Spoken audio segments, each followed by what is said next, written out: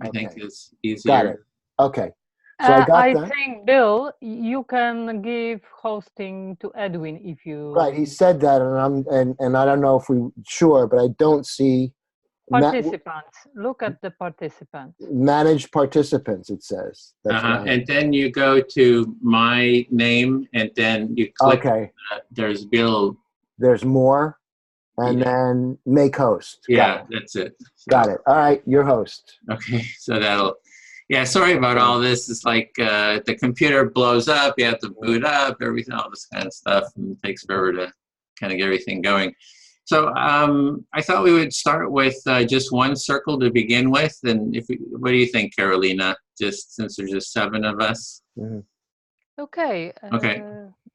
So we can just jump right into it. So if someone wants to start, select who you'd like to speak to, and they'll reflect back. And perhaps, Bill, could you do the timekeeping? Would you? Sure. Are we going for 5 minutes here? 5 minutes. Okay.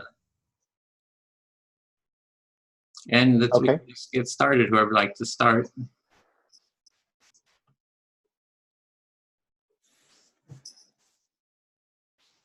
Well, I'll start then. What the heck? To Lou. Okay, I'm listening. Okay. Yeah, I feel a little discombobulated because of the computer crash. So feeling, I had everything planned out. I had this outlined. I was going to show everything perfectly planned, and now it's kind of all blown up. So it feels a little discombobulated. So I hear that you're feeling discombobulated. You had lots of things planned and organized so that you could lead this, and then your computer blew up, and so you've been busy trying to put that back together and get back in, and that's unsettling and discombobulating. Yeah, I feel heard. Thanks. Fully heard. And you don't have more you want to say right now? No. Okay. So, Marta, would you reflect me? I will. Thanks. So, so I'm really happy to be here this morning. Like I said earlier, the 2 or 3 other circles that I've participated in with XR folks, I found them really wonderful people, and the information was really interesting, or the things that I heard were really interesting.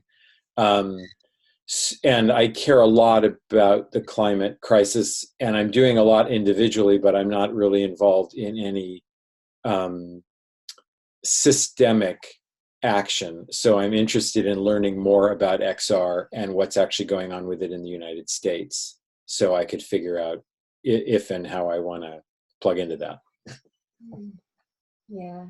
So you've been in, this is your 3rd of these, and you've enjoyed them, and you've felt like they were a good thing for you, and you're not involved with XR yet, but you're definitely curious about it and would like to know more.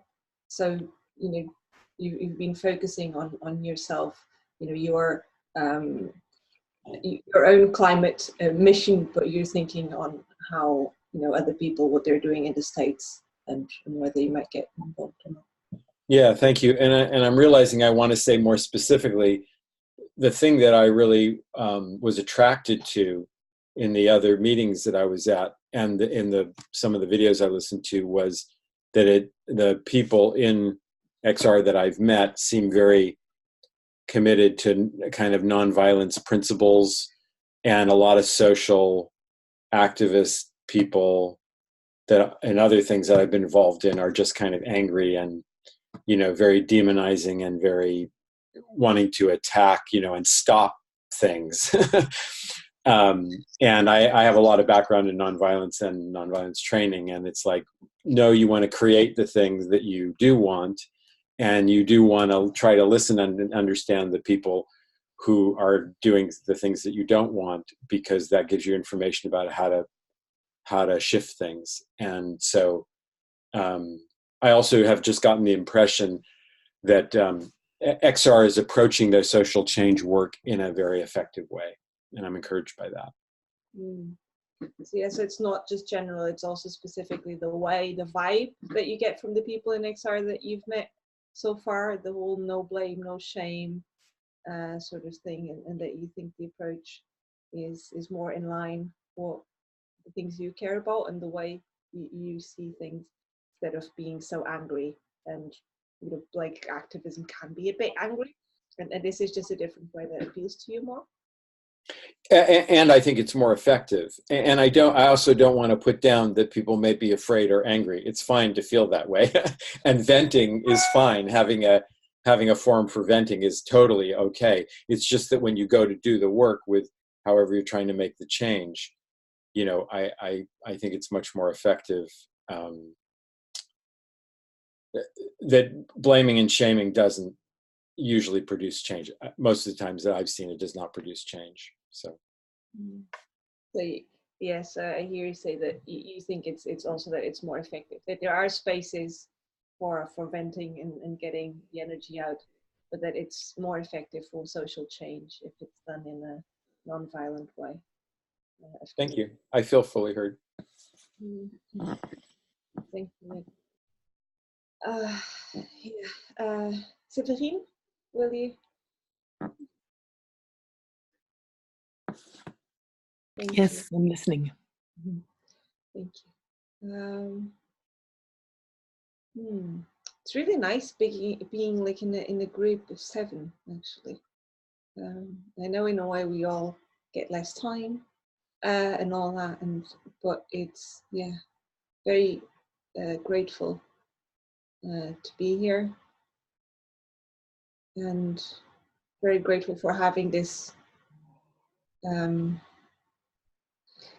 Because what I'm feeling is there's all the XR things and all the active things happening out in the world, but it's like this is a suspended cloud of peace in my life at the moment.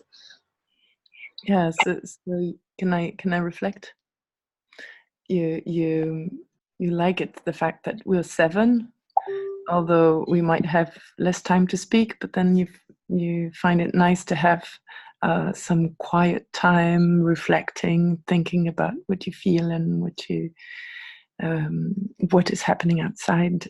Because outside, when the rest of the time in XR, it's more being active and doing lots of things and not reflecting as much. And so it's a nice and peaceful time for you. Yeah, it's really good. Yeah, it's I suppose I've been struggling to stay present. Because there's always this thinking of all the things that need to be done.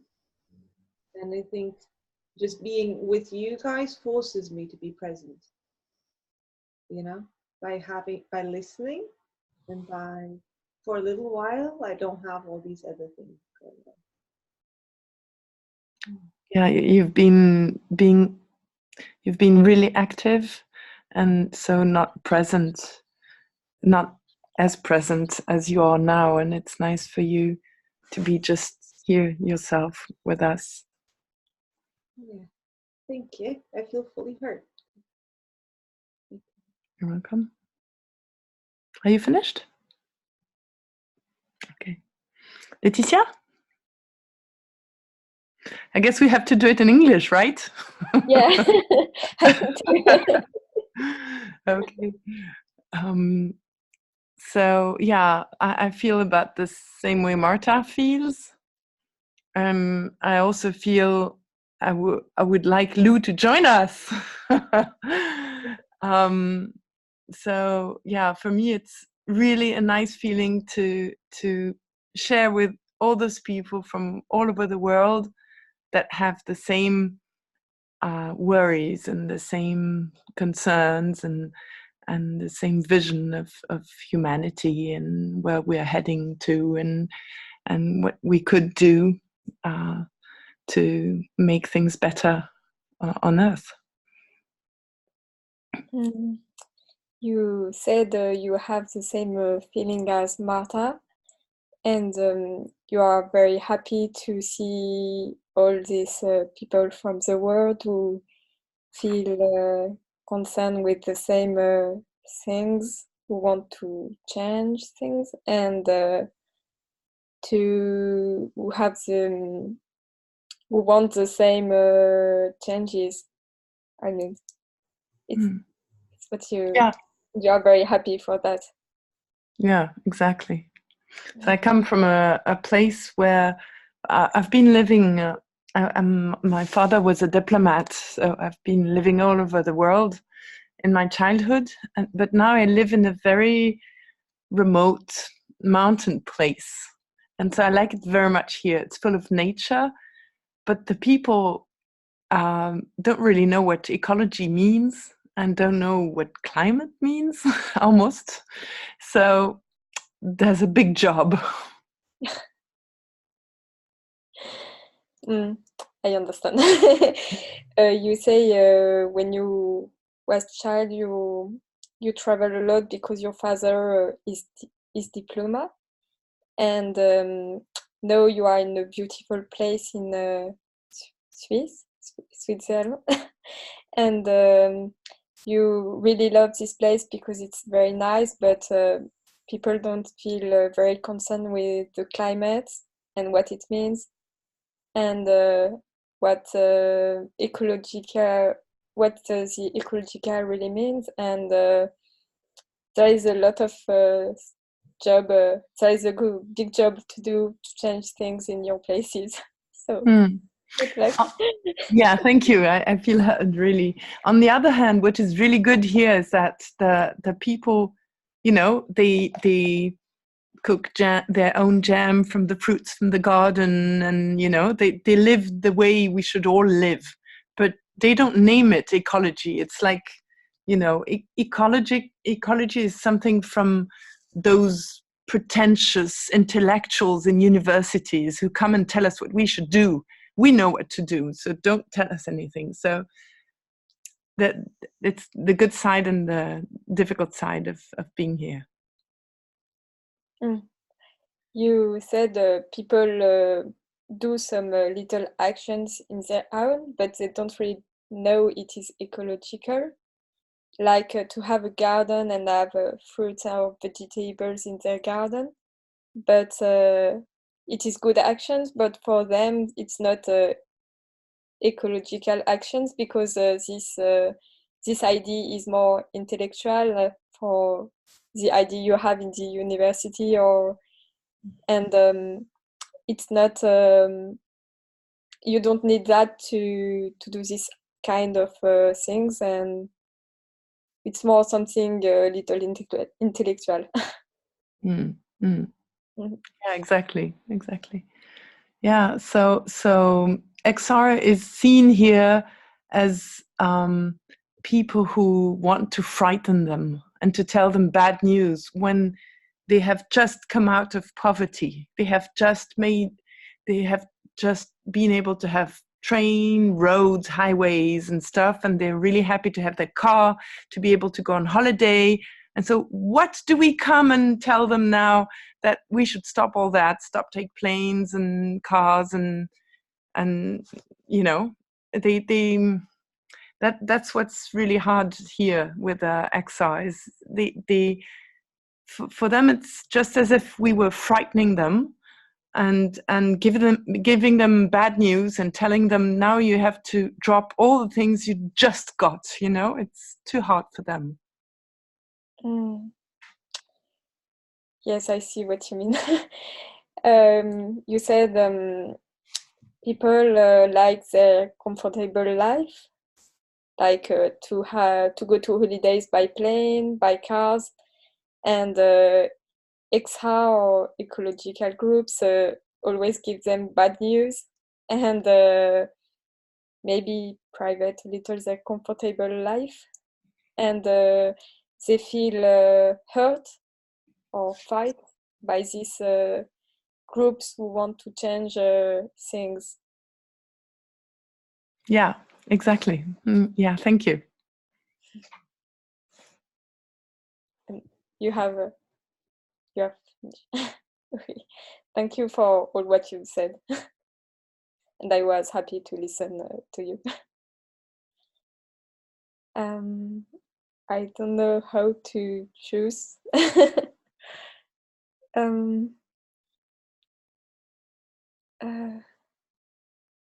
Well, maybe Carolina? Okay, I will be listening. So I began to join Greenpeace when I was in Paris because I wanted to change things, but alone it was a little bit hard. So I took maybe I can meet people who want the same things, who want to change, and I wanted to find like a community who want to change the world and to find solutions together. So I hear that you joined Greenpeace, actually not XR, but Greenpeace in Paris. And you wanted to make some actions, but if I understand you correctly, you experience it's very hard, and you felt like you need to find community of activists that want to change the world. Is it correct? Yeah, I wanted to find people who wanted the same because alone, before to join associations, it was a little hard. So if I understand you, you wanted to join the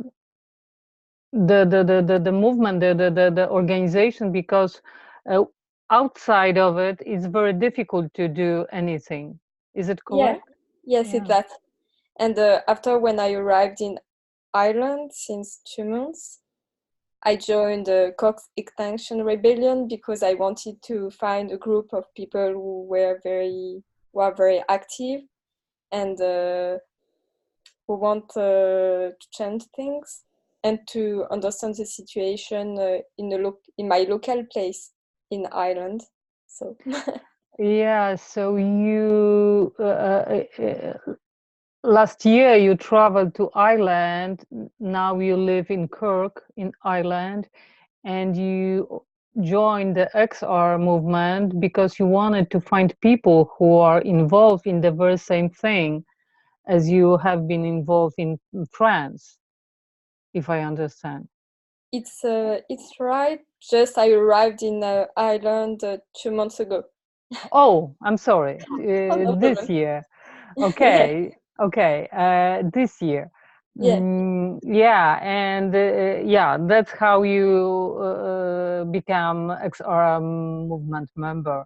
Yeah, and what I really want to say is for me, it's very important when I join an association that it is no violence because I think if we want to be understood by everybody, we have to be no violent in our actions because if we, I mean, violence in a very big view because if we speak with violence with people, they will feel hurt and they will not probably not want to change things because they will think, okay, these people are not nice with me, I feel hurt, I don't feel good, and I don't want to change because I don't like to feel hurt like that. And for me it's very important to just to be clear and to not hurt someone when we say something and to listen what people say. Okay, so for you, very important element of your activism and the organizations you join is non-violence, and it is because if anybody try to achieve any goals in violent way, it will miss goals. goals will be not able to achieve because people will feel impacted by violence and harmed, injured in many ways, and they will not accept our goals, our aims. And so it is very important to not harm anybody and use the way of our struggle that is non-violent. We can't achieve anything as in any harmful way. That's what you mean? Okay. Yeah, thank you very much with that. And I have an example about it. In France, some vegan activists really wanted to change things. So they did to little shops, and you know, the kind of shops where your dad worked in this shop, and after you work in this shop, it's little butchers, and they broke everything in these little kind of places. And after, now, when people say to someone, yes, I'm vegan, people look at them and say, okay, it's you who break everything, you are violent. When you break, it is a lot of waste. And it is, vegan are violent, they are the kind of people who are who don't respect the others, etc., etc., etc. But I think it's not the message we have to give, and it's sad now because people see vegans like that, for example. But maybe if they tried other way to pass a message, it would be not like that, and people would not be very violent when they see someone is vegan. Not very violent, but sometimes a little. So you gave us an example of the situation when some activists try to use this rule that goals how we say it, goals and means. Goals are let us use any means. This Machiavelli rule, I've forgotten the right expression, and you gave us an example of vegan activists who break into some family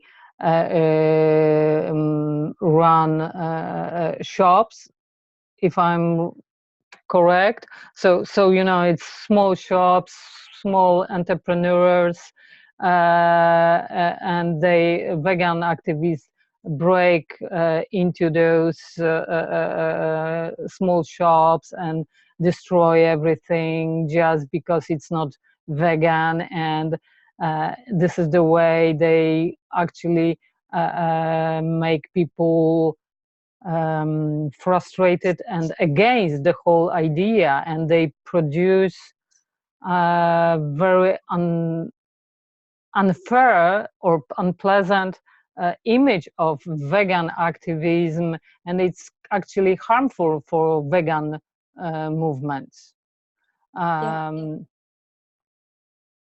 Yeah. That's good. I will just finish by saying I think everybody can do their best and do what they can to do, and have to be happy to do their best to change things, what they can do.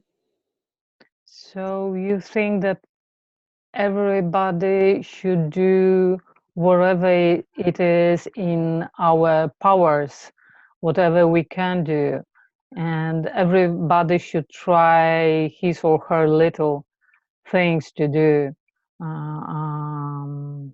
wherever we can, and that's how we can create a different world. Yeah, thank you very much. Thank you. Okay, who didn't speak yet? Bill hasn't. Okay, so I will choose Bill. Listening. Well, I was distracted, and as much as Edwin was, my computer also crashed. I had problems with connection. Then my lamp blow up. I had a mess here, and well, so it was difficult on the beginning. Focus on what's happening, uh, but nevertheless,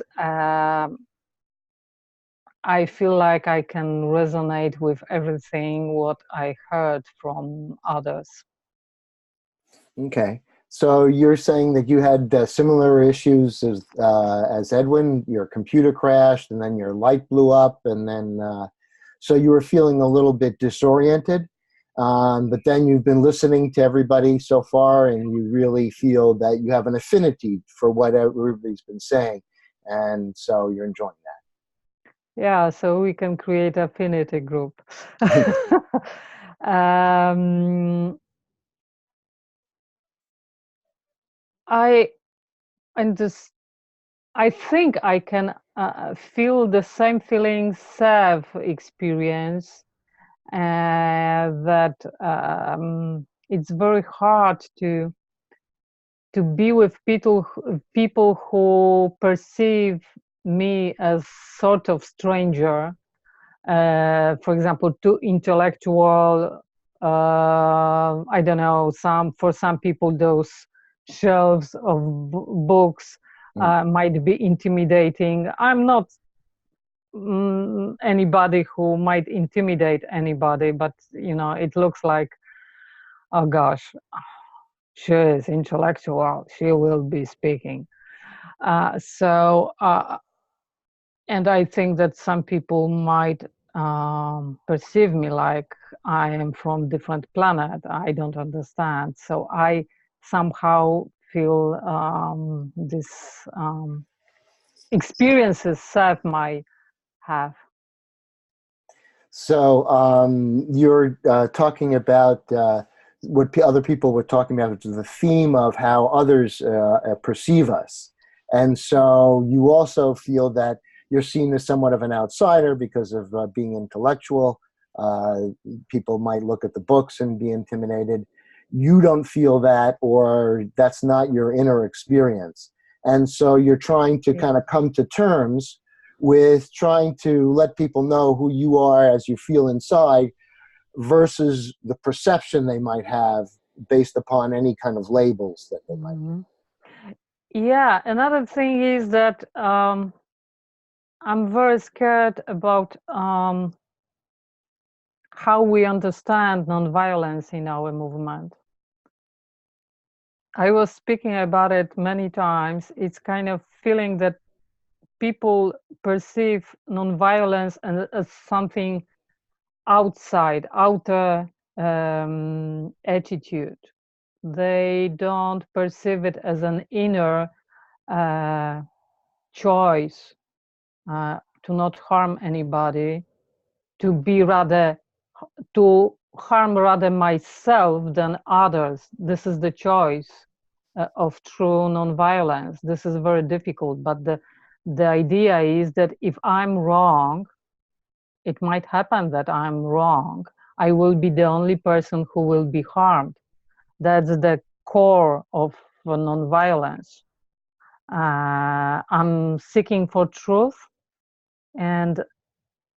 but I might be wrong. So I have to care about the fact that I will be the only person who will suffer from the struggle I wage. Okay. So you're concerned about the nonviolence, or how serious nonviolence is taken, or how great the understanding is of nonviolence as you understand it within the movement. And what that means to you is a deep, deep commitment to basically allow harm to come to you yourself before you would harm others. And that to do actions that if there's any jeopardy that you're putting yourself in harm, but you're not harming others, you're not looking to hurt anybody or putting anyone else in harm's way. Yeah, and I feel like when I'm trying to say that, people react in kind of in a way they think, oh, she's sectarian. She kind of she would like to make us Buddhist or uh, yeah, I don't know what I would like to. I just, well, it would be nice if we feel this way. I'm proposing, I'm championing for. I think it's important to be more spiritual in this nonviolence, nonviolent attitude. Okay. So you said that you're perceived as sort of, because this is a really deeply held belief of yours, when you speak about it, you're very passionate about it, and people possibly misperceive it as wanting to convert them to some sort of religion, or it feels like to them like religious fervor. But to you, it's a deep experience of the human experience, and how it should be dealt with. And so you're really concerned about what the commitment to nonviolence really means and how deep it goes. Yeah, and I can truly resonate with Leticia and with Marta.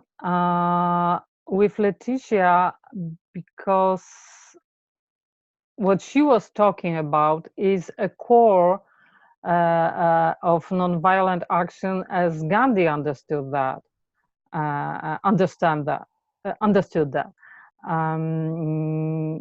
That goals and means have to be the same. Goals don't justify the means. Mm-hmm.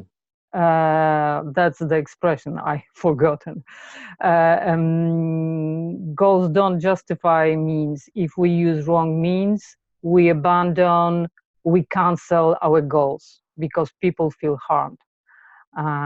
That's what happened to the Soviet system. Mm-hmm. Beautiful idea of just society was forced to many societies, and it crashed because goals can't justify means. Okay. I'm sorry, is there more? No. Okay. You were talking about what Leticia, talked about, and you're talking about you can't achieve a tolerant, peaceful community through violent means. You just can't. Yes. And then once you do that, you change your actions, change the whole definition of what's going on. And you gave the example of the Soviet system, where there was, a beautiful idea that was then corrupted by authoritarianism and the Machiavellian concept of the ends justifies the means. That you find is an invalid, deeply invalid premise. Yeah. And on the end, I want to say that I resonate with Marta because I feel distracted and a little bit overwhelmed with all the things that happens, and it's very difficult to keep being in rush. In rush, we say. In a rush, yes. Yeah, being in rush, being so overwhelmed by so many things I have to do, makes very difficult to stay empathic and stay focused, stay deeply, so to speak, mindful. I don't like this word, but that's what I mean, being focused on now and here. It's very difficult. And so I need to stop more than usually during the day to kind of feel myself, to ground myself. So you're talking about an internal struggle that you're experiencing between having to achieve a whole bunch of goals in a period of time, which has its own logic, but then you find takes you out of your deeper kind of empathic self. So you're finding that you actually have to set aside time and, give yourself reminders to reconnect with that sort of empathic, you don't like it, mindful, but empathic and self-aware, calm self. I just wanted to add that it's important that I mean self-empathic approach, but also empathic to others, kind of being open and sensitive to others. This Right. is very important. So going back to the theme that you talked about is about ends and means. You're talking about being empathic to yourself, if you're doing it right, should make you feel more empathic to others at the same time. Yeah. Thank you. Zuhard. Okay. All right. All right, Edwin, would you listen to me? Listening. Okay. So first of all, I want to say, I know XR is not about heroes, but I think we're all heroes. So so whenever I see that, I'm a teacher, and whenever I see something that I really think is, so I really was impressed by Séverine. I hope I didn't butcher your name. In the fact that she was listening. And then she's a really good listener because she went outside of herself to perceive how the people were perceiving her. And also being a special ed teacher, that was my job to see how the student was seeing things so that I could then communicate effectively with them.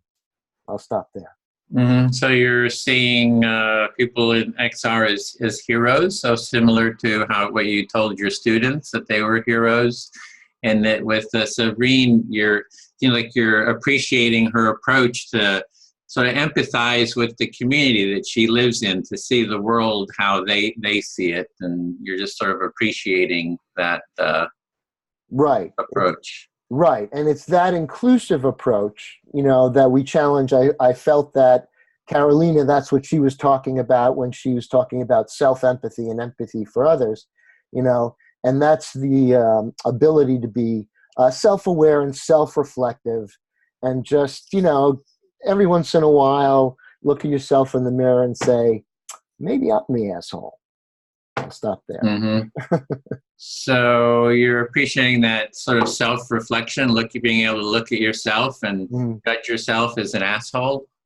Well, I'm not saying that's the majority of the time, but every once in a while, I stray into that area.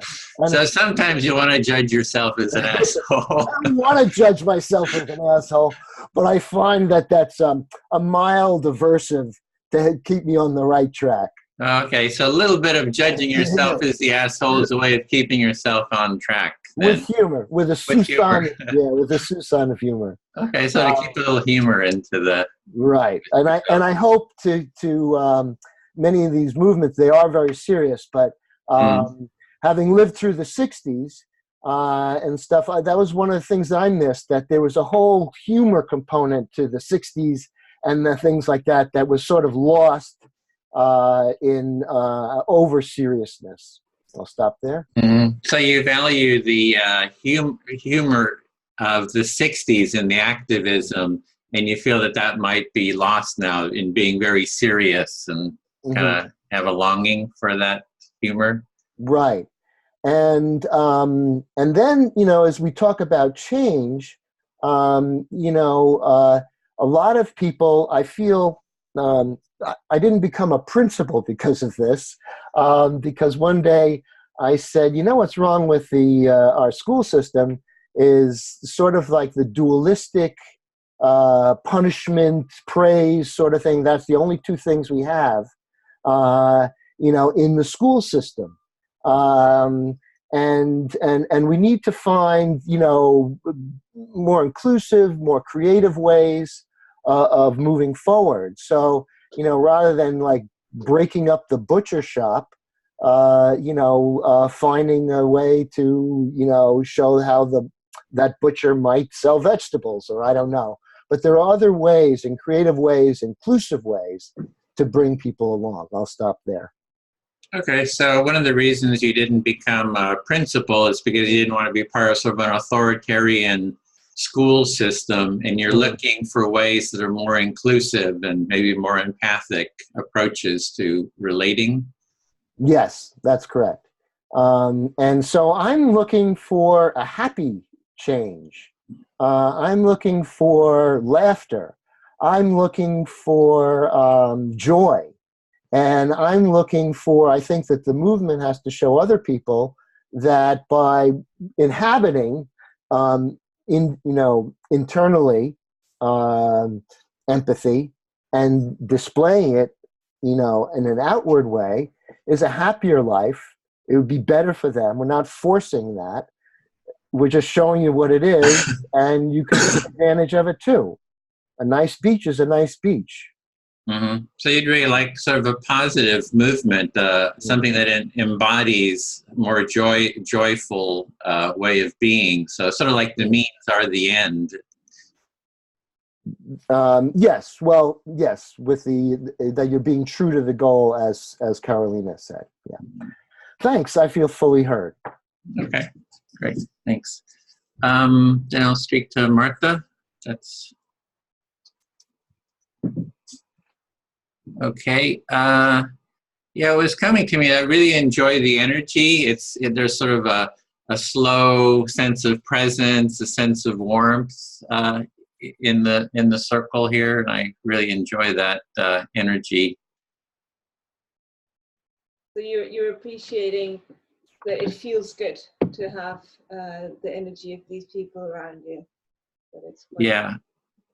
It's again, also I have that, hectic, planning, organizing, doing all these events. It takes a lot of sort of mental work, and it's nice to just come here, be heard. There's a sense of, there's a sensitivity, it just feels very refreshing. Yeah, it feels re-energizing to be around these people here. That it gives you a bit of a break from all the organizing the other things. It's good to have this as an outlet.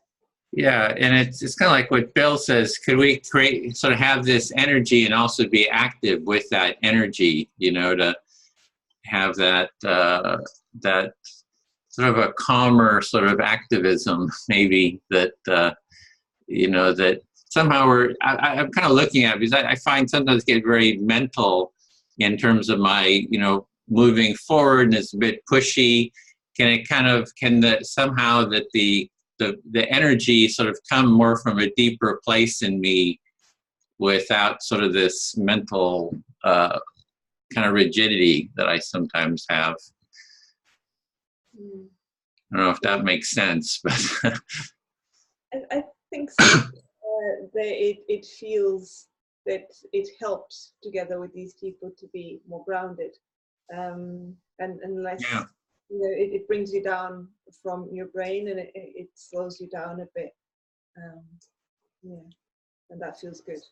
Yeah, and it's sort of what Carolina was talking about, the nonviolence, which I like the term a culture of empathy better. Just that nonviolence, just as a term, maybe empathic communication or empathic, culture of empathy, is sort of a mental vision and framing for me, for going forward. And I think, that's sort of what I hold my vision with. But then doing action, being involved in XR here local, I don't know, people don't seem to really quite have it. It's more that, fight mode is the energy that I'm getting. And sort of it's difficult to sort of navigate that energy. That it doesn't feel like there's a lot of support for, slowing down an empathic sort of approach. Yeah. So you're saying that rather than just non-violence or the absence of violence, actually it's a culture of empathy that it moves through, which is a step further. And also this is nice, but it feels a bit removed from what you're experiencing while on actions there, it seems like there's not much space for this. It's just about the doing, and it's not present in that context yet. Yeah, so it's like how to bring this energy into, you know, in the coming weeks. There's going to be different actions coming up. How do we sort of bring this energy? There'll be an occupation of downtown San Francisco. A couple of blocks are going to occupy that. I'm imagining bringing the empathy tent there and sort of trying to bring an empathic presence, just not to let that get lost. You know, it's all, so just, you know, how to sort of manage that. And it's, you know, it's not real easy. It's not like it's a real easy thing to do. It seems like there's a lot of work involved in doing that. Yeah, you going and thinking about, okay, well, this is missing, and we're going to have actions in coming weeks and taking up space. And you know, how can the empathy thing is going to be there, but on top of that, like, how can we actually bring it there so it's more present? You're thinking. Yeah, thinking about that. And then maybe it's just don't have too big of expectations, just hold the presence there, and, you know, just we're there, we have the tent, what happens. At least there's a presence. Oh, and I hear that a lot from, you know, when we go to these political rallies, the left and right are sort of beating each other up. We set up the tent there, and people come by and say, I'm so grateful that you're here. It's like just the presence of, you know, just people have a certain gratitude just that we're just even there. So I guess I just have to just realize that just being present already contributes a lot. So you don't have it figured out how it will work, but on the other hand, you're setting this intention that in a way that might be enough because people have been appreciating them. Mm-hmm. It might be that having the empathy enough there is setting the tone, and is by just the presence and the intention of it, that in itself might be enough. Yeah, I feel a little bit more relaxed just thinking of that. You know, I don't have to accomplish too much. It's just you know, just the presence, you know, it's already quite a bit. Yeah, so it'd already be an achievement that in itself is going to be a major contribution. Yeah. And that will suffice in life. Yeah, I feel fully heard. Thank you. Thank you, Edwin.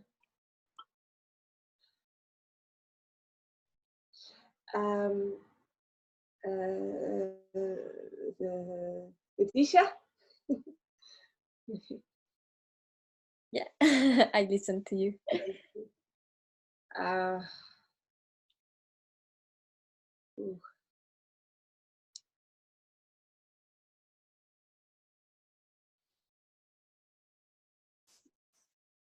Yeah. Thinking that we've got a lot of work to do. You know, thinking of Rebellion Week, thinking of we're going to have empathy tents there. Well, we're going to have regenerative culture tents there, and we're going to have. And there's many. I'm really grateful because there's many people that are, you know, all over Ireland that are coming forward and saying, I don't know anything about Extinction Rebellion yet, but I've got, you know, I've done all these non-violent, I'm a psychotherapist, I'm a yoga teacher, I'm, you know, and they're just coming forward their skills, and they're like, I'm not involved yet, but how can I help, you know? And yeah, that feels really good. You said you are thinking of the action we will have during the week in Extinction Rebellion, in the big action. You are thinking of the group of empathy, and you feel happy to see all these people who are engaged in Cork, in Ireland. And You said another thing, but it's hard to explain.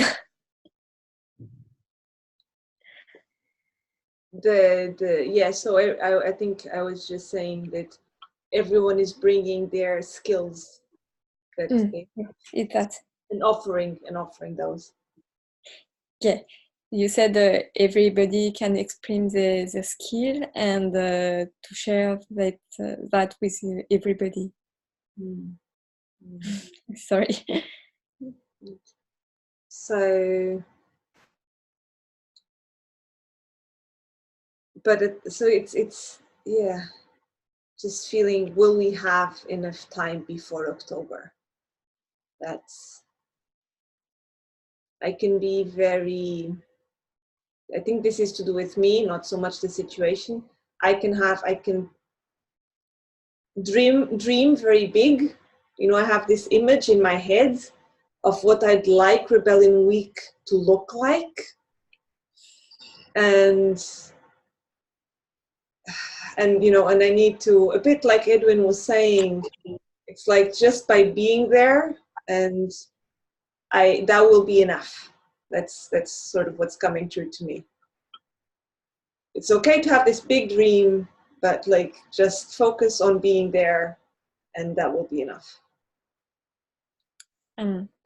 You say when you think about the action we will have during the week, you have a lot of dreams about what will happen, what you would like, but you think it's better if you stay connecting in the present, as if you have a lot of dreams about what will happen, but to stay focused in what happened now in the present moment.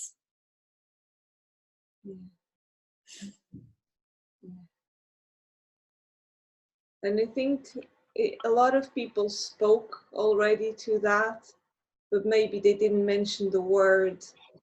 I feel it's like we're warriors of peace. You know, it's like this commitment to non-violence is very strong. And maybe it's new to me. I think I hadn't felt it. I feel very protective of it. I think that's it. I feel a bit like a Buddhist monk sometimes. Carolina was saying, but I feel a bit like a Buddhist monk. Like, you know, things are going to happen, and I'm going to just stay there, and yeah, and manage to be peaceful. What you said is all this concept of no violence is a little new thinking for you, and you. Oh, I try to say you try to. You are like a Buddhist man, and you want to stay connecting with yourself and with the action that will happen, and to feel good in what happened. Is that yeah, to remain peaceful inside. Yeah, that's I know I forget to concept, and it's not that. Yeah. So yeah, thank you. I feel really good. Thank you, Martha. And I will speak with Severin.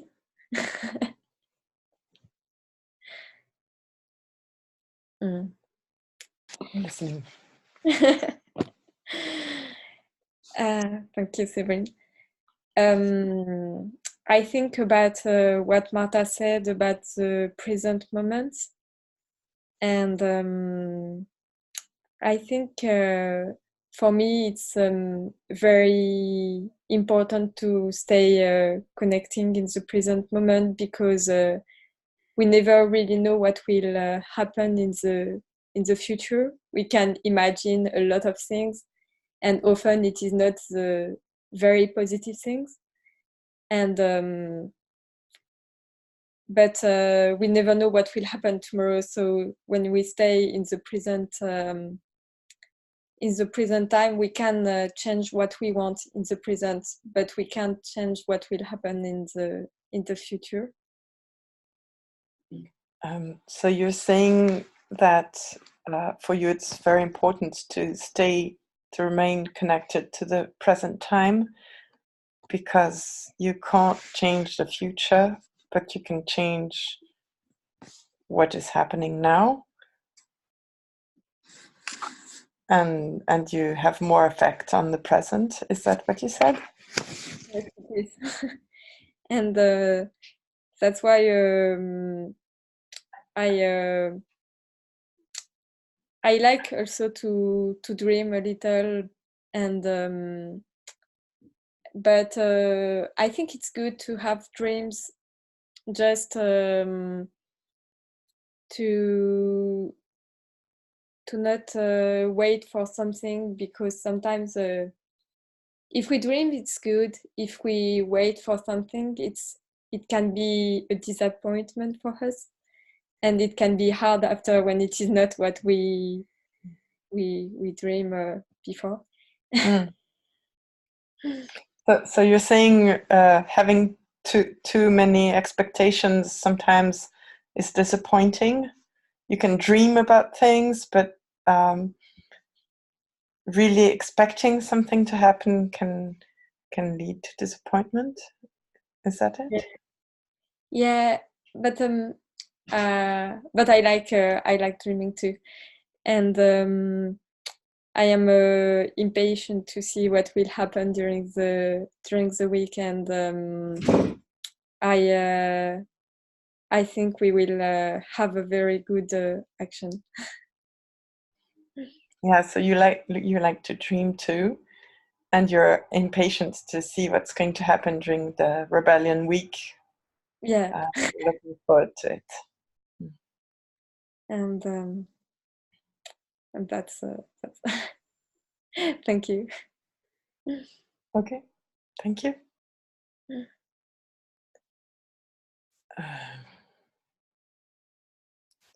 Can I speak to Phil?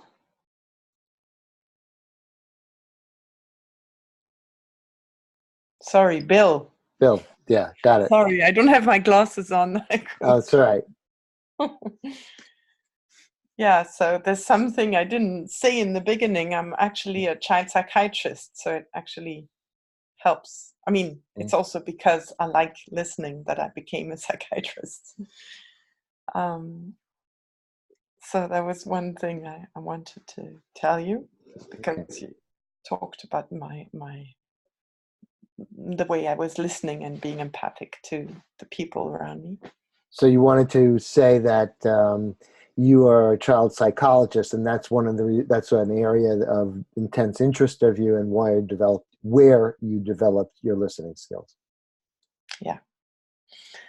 And then there were loads of things I wanted to say when all of you spoke, but I don't have them all in mind anymore. I wanted to say something about violence. I wanted to say that I think, well, for the people here in my region, in my town, for the people here, when we do die-ins, for them it's extremely violent. When they see us laying on the floor, it's a horror vision. And so violence, we need to define violence, because violence can be images, it can be words, it can be so we need to understand that for the others, even if we don't break anything, we don't harm anyone physically, we don't say bad words about people or whatever. Just the images we have, the skeletons and the die-ins and the funeral marches and those things, they feel it as violence sometimes. Okay. So you were thinking, really deeply about the definition of violence, and there's not just physical violence, but there's also emotional violence and verbal violence and other things. And you were reflecting your personal experience right there. And when you do die-ins or that's the action, it's meant to scare them. And so they feel that they perceive that as violent. Exactly, yeah. And about regenerative culture, so we had the Swiss XR week. We're in it. Mm-hmm. And yesterday was our town's day.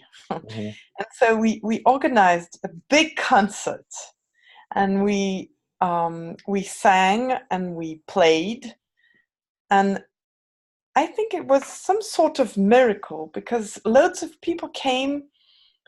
Like we had a weekend end of August, 24th, 25th of August, and many people came from Switzerland, but mostly from the region, and very passionate, full of energy.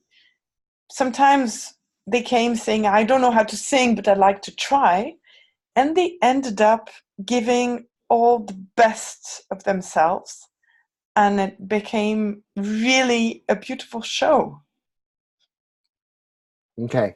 So it's XR week right there where you are.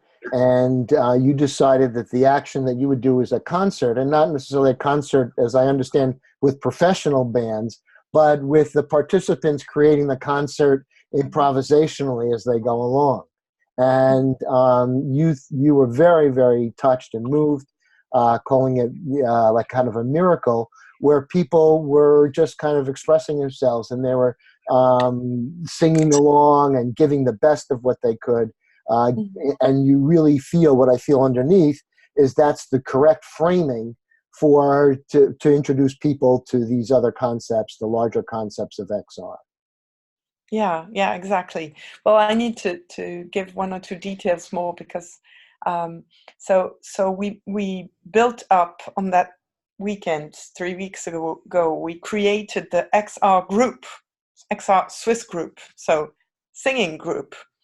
And so I had made up a few songs with the lyrics that really match with XR messages and stuff. So it comes from known songs, and we've talked about the 60s. So I took Imagine, I took Blowing in the Wind, and but many other songs, very actual songs, French-speaking songs from Big Flo and Oli, maybe Laetitia, and loads of very known songs that everybody can sing along with, and these people from XR, who some of them had no experience in music and ended up having a solo and sang beautifully with all their emotion, and it was really wonderful.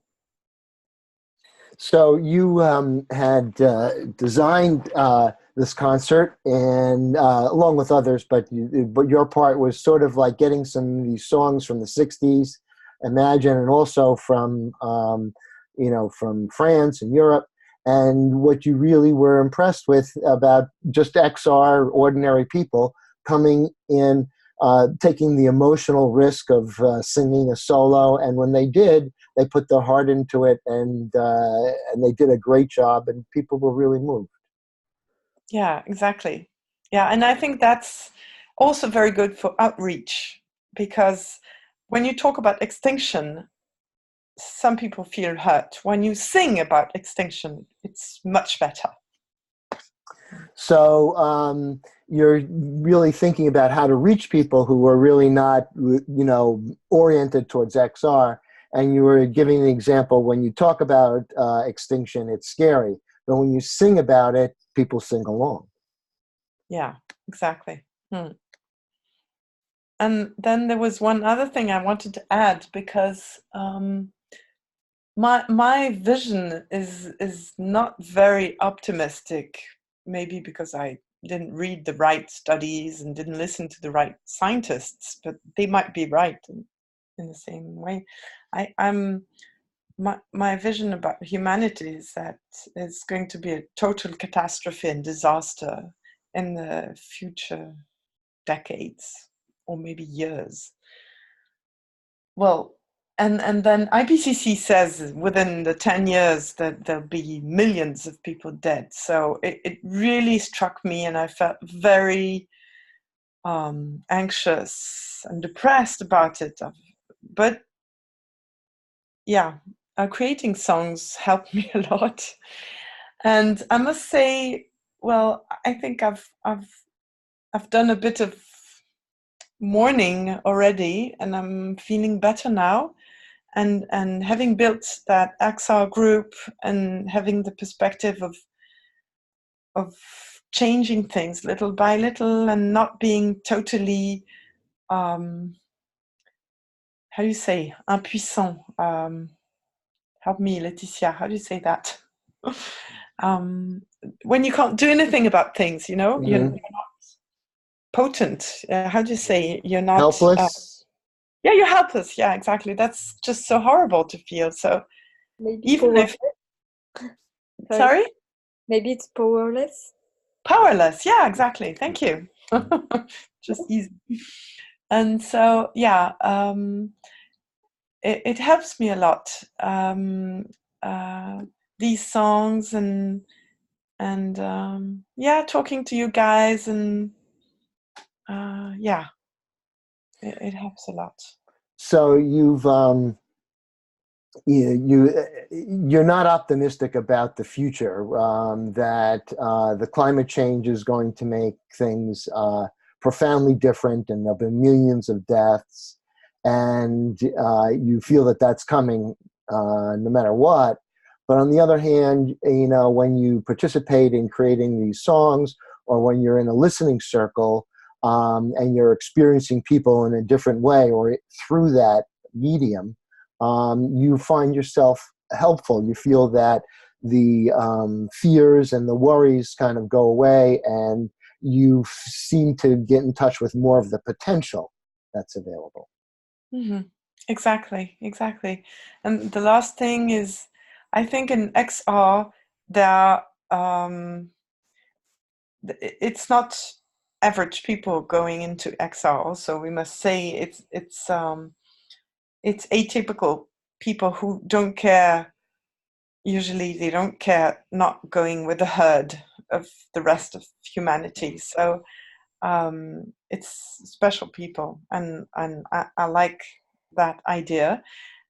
That's one thing. And the other thing is that what I feel optimistic about is that humanity is changing in a nice way, I think, and that could be, even if times are going to be really tough, it could also bring good things, and that's a great thing. Mm-hmm. So the 2 points that you wanted to make were that, number one, that the people who self-select to go into XR are not ordinary people. They're people who have thought about things deeply and are really special, and you get a lot of enjoyment from meeting them and interacting with them. And that you can see, partially through that, but through other things, that humanity is slowly getting better, and that we're really addressing issues, and that even though things may go badly, if that attitude carries through, you see hope and chance for us to meet the challenge. Yeah, I want to add the idea that we can think in a different way. It's not only because we know about things and we've read about things, it's that because we allow ourselves to think differently than from the majority of the people around us, which is not everybody has that ability, I think. So what you're seeing is sort of a necessary, is to what we might say is to lose our cultural blinders, and to look and to think about things in a different way, and to be able to do that. And to do that, people need a feeling of certain safety. Yeah, you made another point there. Yeah, people need to feel secure to be able to do that. But also, I believe some people, it's not that they didn't we do more than 5 minutes? That's okay. You're, I'm just finishing. Yeah, I'm yeah, almost finished. yeah. It's not only that we need to be able to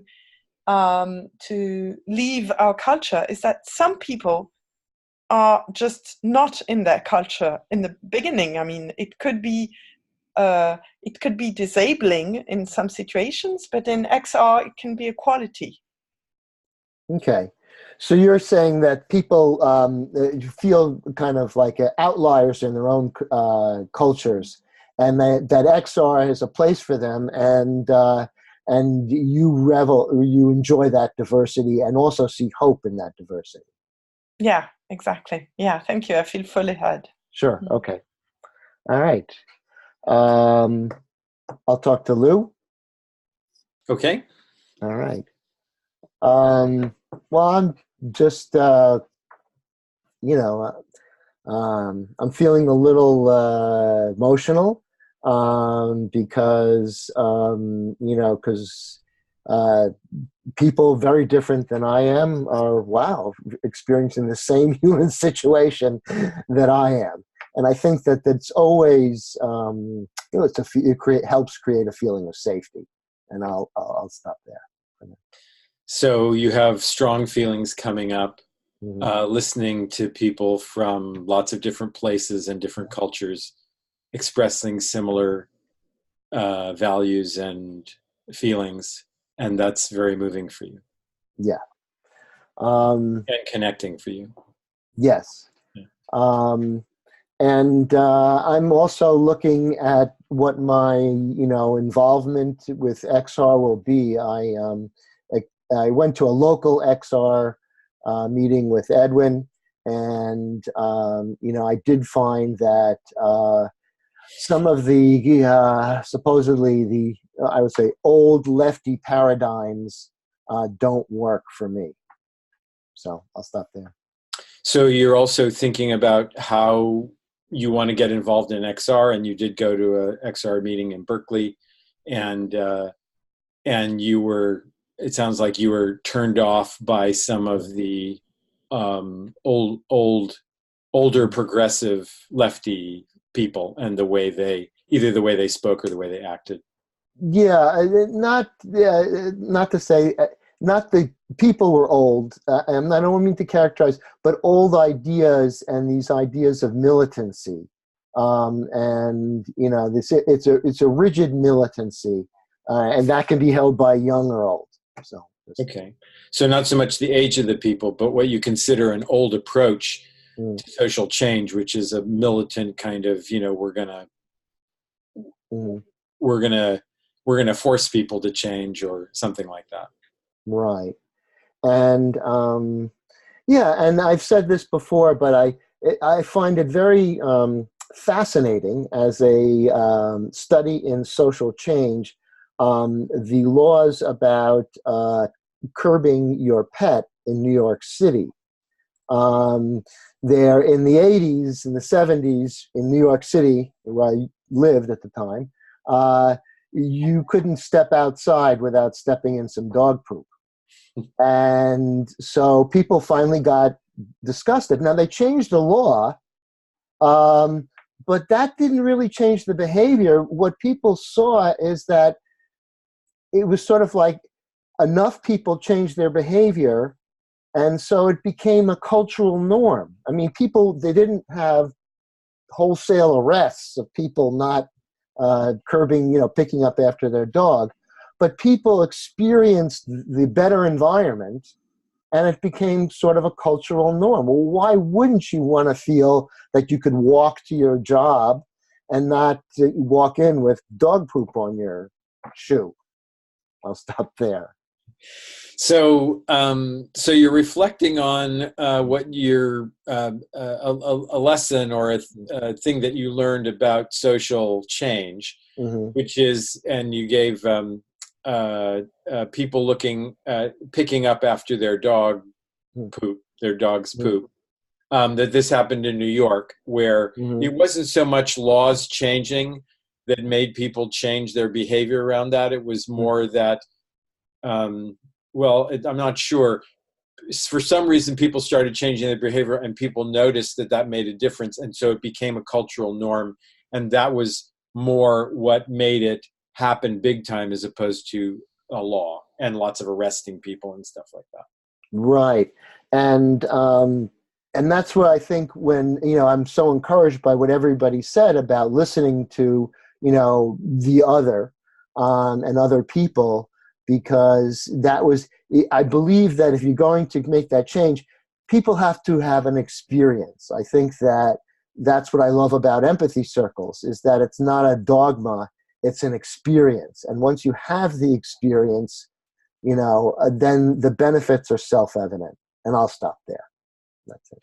So you're making a parallel to the idea of how listening maybe can improve our environment or improve society by, if people have the experience of empathy circles and listening to each other, that by doing that, we're creating a cultural norm of people listening to each other more, and that will make things better. Thank you, Lou. I feel very heard.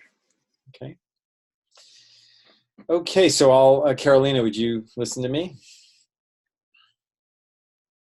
Yes, I'm listening. So I am also moved being in this circle and listening to all these people from different places and different cultures. I am consistently moved by being in circles like this and hearing. It gives me hope, and it makes me feel connected, and I love that. So you addressing the fact that again, in the circle, we are from different countries, different cultures, different places, and you feel touched by the fact that we found ourselves in the very same circle. Yes, thank you. Let's see. So I moved to say a couple things about nonviolence. So there's a saying that I've heard: means are ends in the making. And I don't know if this is the saying that one of the sayings that Carolina was trying to refer to before, but the idea that the way in which we do something is actually we are creating what we want by the means that we use. So if you use violent means, even if you have a good purpose, if you use violent means, you are creating a violent world. And if you use nonviolent means, even if the outcome is not exactly what you want it to be, you are actually helping to create a nonviolent world because of the means that you're using. So I think that's a powerful saying, and I think it's true in my own experience. Well, so you're referring to what I was saying earlier, and you recall the saying that means are ends in action, or in the something making. like in the making. Oh yeah, in the making, and you saying that. When we use nonviolent methods, we actually are in the moment of the aim we want to achieve somehow, like we are in the end of our acting. And even if sometimes we feel like it's not exactly what we want to achieve, we create anyway, we create a nonviolent background, nonviolent environment around us, and that's important. Yes, thank you.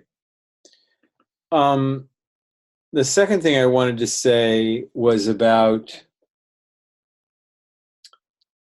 and this also has to do with nonviolence, and it has to do with the way that I have learned to stay nonviolent inside, stay peaceful inside, or connected inside, when someone is behaving in a way that I don't like or I don't agree with. And that is to try to see the humanity in what they are doing, even though I disagree with it. So, for instance, in order to create safety, someone might carry a gun because that makes them feel safe, and another person might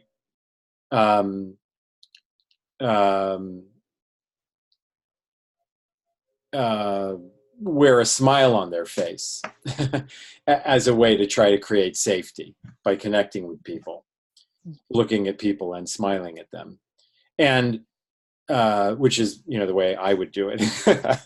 And while the person who's carrying a gun, I might be upset by that and worried about how it's affecting other people, and I might not want them to do that. If I can see what they're doing as a desire to create safety on their part, then I can see the humanity in what they're doing, even though I disagree with what they're doing. And that my connecting with their desire, which is actually not much different than my desire, just their way of approaching it is different. I can keep more of an open heart towards them, or I can see them more as a human being, as opposed to some other thing, monster, different than me, evil person. So what I hear, you are focused on this inner sense of nonviolence, and you practice seeing other people in this manner. So even you don't like or might feel upset of what they're doing, you focus on their needs and reasons they behave the way that might be, for example, violent, like using gun or carrying gun. But what is important for you is the needs there are behind those actions, and those needs, those feelings, those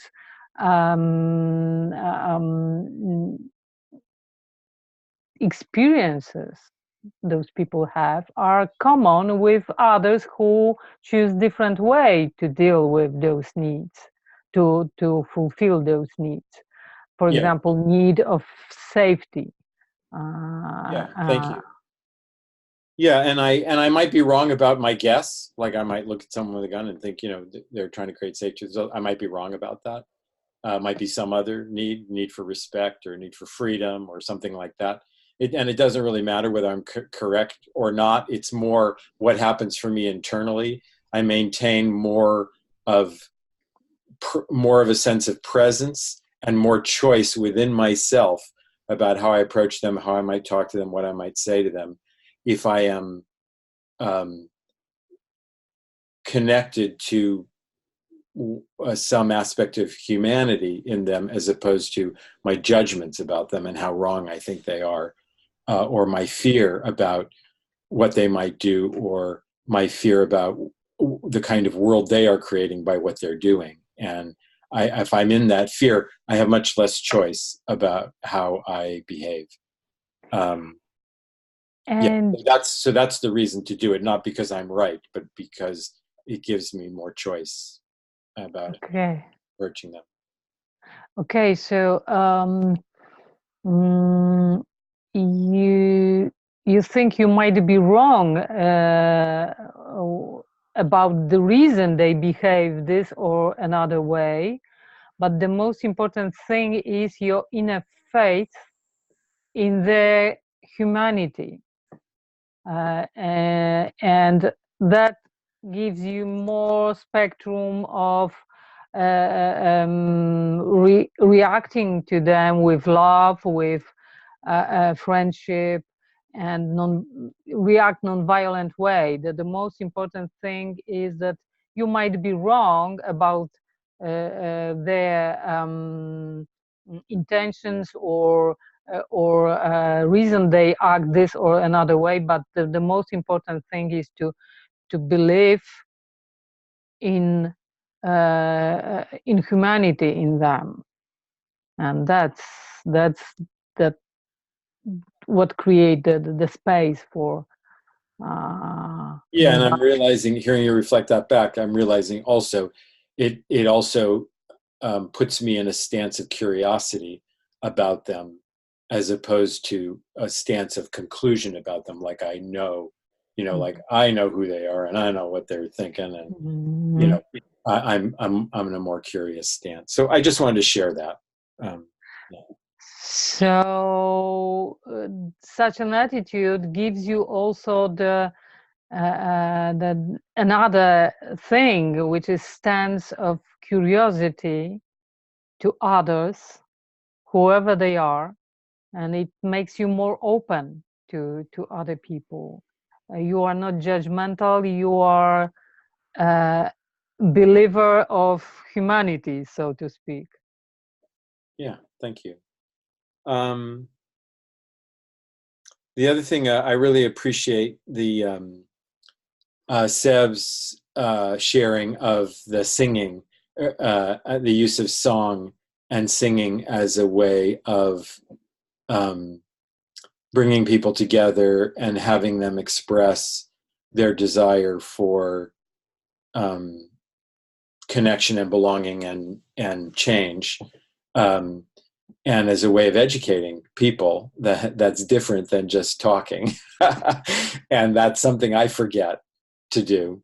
And so I'm inspired by hearing that story, and I appreciate you sharing it. So you referring to what Severine told us, the story of action they performed in Switzerland, in her region, her town.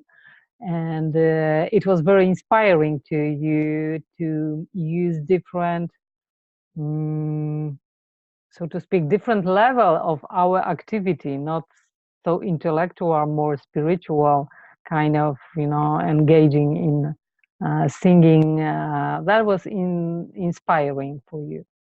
Yeah. Playfulness is not something that I engage a lot, and playfulness, I think, can be a very powerful tool as long as it's not used sarcastically.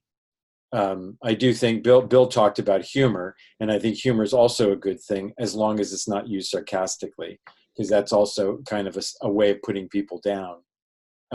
Humor can also be used to put people down, so I think caution needs to be had there. But I think playfulness is also a powerful tool. So you think that using such a tools like jokes, playfulness, you use word playfulness, as long as it, I would say, empathic, is a great tool, but not in a sarcastic way, rather in empathic way.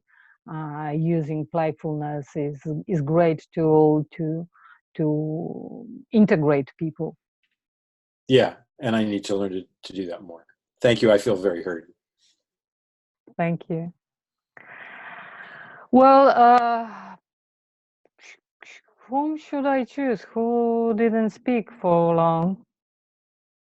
Help me. I don't think Edwin hasn't spoken for a while. Okay, so Edwin, I will choose you. Listening. Again, this is the experience we share a lot. I noticed that sometimes we come to our circle tired. For example, I had to take a nap right before this meeting because I felt so tired today. But now I feel like I recover it completely, and this circle was so inspiring for me. It was amazing. I have full mind of ideas. So you came to the circle tired, and now you feel inspired by it, and you have full of ideas, full of energy and ideas. Yes. And it happens a lot with the empathy circle for you. Yes, yes. And actually, I could address everybody here a few things, but I have to choose. We don't have so much time. And I like what Marta said about this effervescence and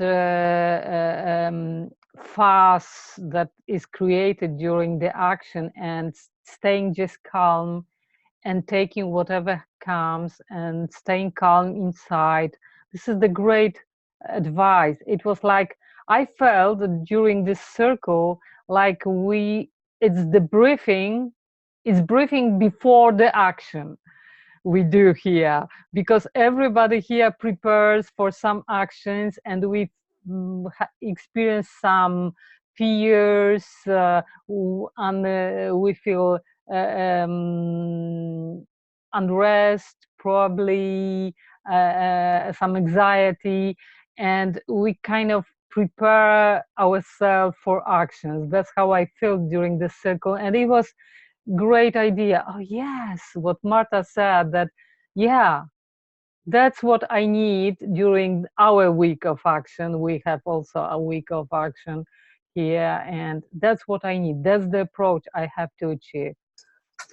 Will happen what will happen. I stopped there.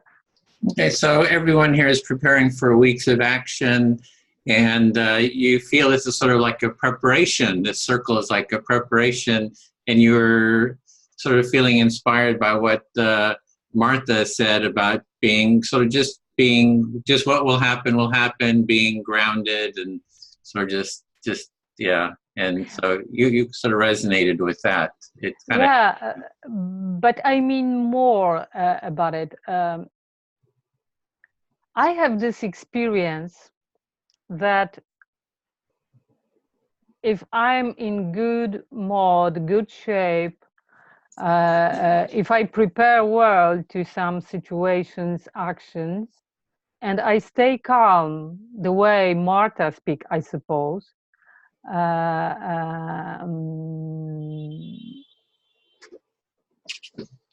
I achieve this moment when this calm inside me kind of radiate and helps others. And people sometimes tell me, oh, you are so calm, you are so peaceful. When you talk, it becomes easier for me. And I'm always surprised by that. But now I realize that this is because I'm trying to stay focused, stay calm, and just be here and now. And this is great approach. Even, well, I can't change the whole world, but I can radiate some calmness and grounding approach, just being like calm person, grounded, and empathic to others. I can't achieve that every time I want, but sometimes I succeed. Sometimes it happens that I succeed, and I'm feel grateful for this moment that I could do that. This is what I want to do. Yeah, so when you do go, you'd like to go do your actions, you'd like to remain grounded, calm, centered, and that sort of radiates out to others, and they pick up on it. Sounds like they appreciate it as well. So you just see how good it is that when you do that, how beneficial it is, and that's sort of a sense of presence that you'd like to maintain. Yeah, so I think I have to kind of prepare myself because, you know, this is something I don't achieve every time I'm trying, okay? So it's not easy, especially when there is a huge action and there is a lot of emotional effervescence around us, and we are involved in some very dynamic situations. It's very difficult, but yeah, I suppose that's what we should do. I also think we have to give a chance with our empathy team in Poland to give kind of emotional, empathic breathing and debriefing after action to people who will be involved in the most difficult, if they obviously if they would like to, okay, that's their choice. But if anybody would like to, um, yeah, we have to involve in part of regenerative tent or regenerative culture during the action. That's a great idea. Okay, so seems like one question is how do you maintain that presence, that groundedness? How do you develop it? And then you're also seeing maybe having some empathy circles after the event to have that groundedness, and also check in with the regenerative culture group around that. Well, also before action, I think, because there is a lot of fears and about what will gonna happen. I suppose many people feel kind of yeah, scared, afraid. So there's a lot of feelings of fear, anxiety before doing an action. Having an empathy circle beforehand would be a way of having that, creating that groundedness and calmness. Yeah. And I know the time is up, so just one thing. I love the story Severine shared with us. And I realized that, for example, we organize so-called info points, points we inform people about the problem with climate, ecological disaster, climate disaster, and so on. But this way we connect with their minds. But what Severine and her friends did was connecting to people's souls. And that's important. So you're really seeing the importance of connecting with people's souls through the arts and other ways instead of just sort of intellectually. And so you're sort of thinking about that too, how to do that. Yeah. And as I understand, Lou has more or less the same feeling, I suppose. That's what we have to do, connect to people's souls. People join us not because they agree with us, but because they are inspired by our beliefs, but our feelings.